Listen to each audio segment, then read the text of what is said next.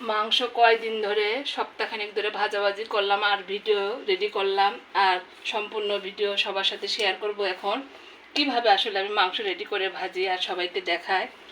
কোয়াপ আপনার ভাজা মাংস দেখতে পাচ্ছেন, আপু আবারও রান্না করে আসছে। আর আমি যে ভাজা মাংস আর কি কুরবানির দেখাতে চাইছিলাম সেটাই করলাম। হঠাৎ করে আমার আম্মা অসুস্থ হয়, সেখানে চলে যায়।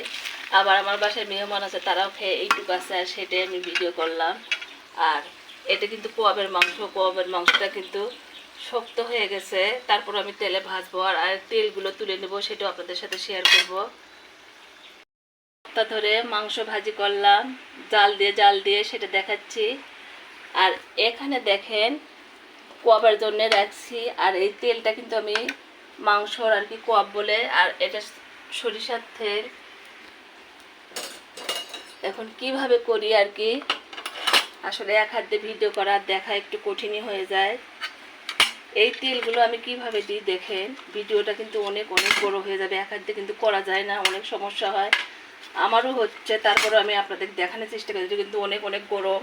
এই দেখেন এই তেলটা এইভাবে আমি মাংসের তেলটা এর মধ্যে দিয়ে দিলাম। সেজন্য পরিমাণে কিন্তু আমি তেল কম দিয়েছি সেটা বললাম।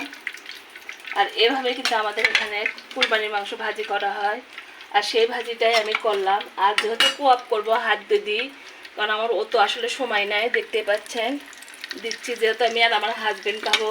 আমাদের বাসায় আর মেহমান নাই, মেহমানে খাওয়াইছি, ভাজিছি, জাল দিছি। আর অল্প পরিমাণ ভেজে আপনাদের সাথে শেয়ার করি যে কীভাবে আসলে মাংসটা একটু শক্ত হয়ে গেছে, কারণ আমি বাসায় ছিলাম না, আমার হাজবেন্ডও ভাজছে আর কি, জাল দিয়ে রাখছিল। জাল দেওয়ার পর ভাজার পর আমি আবারও আসবো। দেখতে পাচ্ছেন আমি আবারও চলে আসলাম কোয়াবের মাংস ভাজতে। আর এই তেলটা কিন্তু আমি এখন আমার মাংসের মধ্যে দিয়ে দেবো বলি, যেহেতু এটা সিদ্ধ হয়ে গলে যাবে না আর এটা খাওয়া যাবে, ওই জন্য করে আমি অনেক এই তেল খেতে পছন্দ করি। এক টুকরো দুই টুকরো করে খাবো, যেহেতু আমি অসুস্থ। আর মাংস কিন্তু আরেকটু গরম করতেছি, যেহেতু আমরা দুপুরে খাবো। আবার আসবো আমি, দেখতে পাচ্ছেন আবারও আমি ভিডিও করতে চলে এলাম। আর তেলগুলো কিন্তু এখানে ছিল, এখান থেকে আমি এর মধ্যে দিয়ে দিচ্ছি। আরও অনেক সুস্বাদু হবে ভাজা মাংস, অনেক ভালো হবে, ফ্লেভারও অনেক ভালো হবে। আর কোয়াবের মাংস দেখেন সুন্দর করে দেখাচ্ছি, হয়ে গেছে, একটু পরে নামে ফেলে দেব, আর সেটা আপনাদের সাথে শেয়ার করব। যারা আমার প্রত্যেক দিন সম্পূর্ণ ভিডিও দেখে থাকেন তারাই শুধু বুঝবেন আসলে কিভাবে আমি মাংস ভাজি করলাম, গরুর মাংস কুরবানির। আর এখান থেকে কোয়াব তুলে কিন্তু এখানে রাখছি। আর এখানে যে কোয়াবের মাংস আরও আছে, যেহেতু আমরা বাসায় দুজন মানুষ, এখানে তেল আছে। আর এখন খেয়ে সবার সাথে শেয়ার করি বিসমিল্লাহ বলে। দেখেন অনেক মজা, এর থেকে কিন্তু বেশি আর ভাজা হবে না, তাহলে তিতা লাগবে। আর নাড়াচাড়া করতে হয়, সাবধানভাবে তুলতে হয়, সেটা বললাম। আর কোয়াবের মাংস আগে খাই, আমি তো বলতেছি। দেখেন অনেক সফট আর নরম, বিসমিল্লাহ। দেখেন শক্ত কিন্তু হয় না।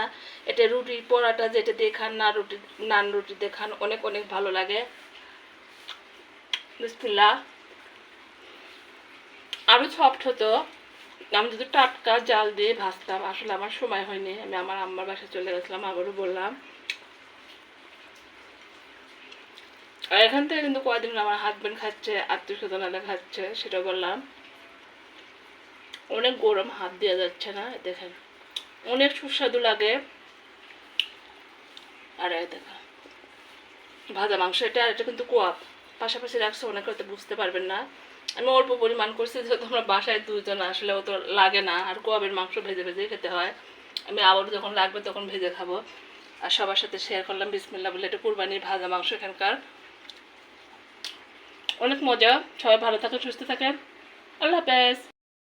মাংস কয়দিন ধরে সপ্তাহখানেক ধরে ভাজাভাজি করলাম আর ভিডিও রেডি করলাম। আর সম্পূর্ণ ভিডিও সবার সাথে শেয়ার করব এখন কিভাবে আসলে আমি মাংস রেডি করে ভাজি আর সবাই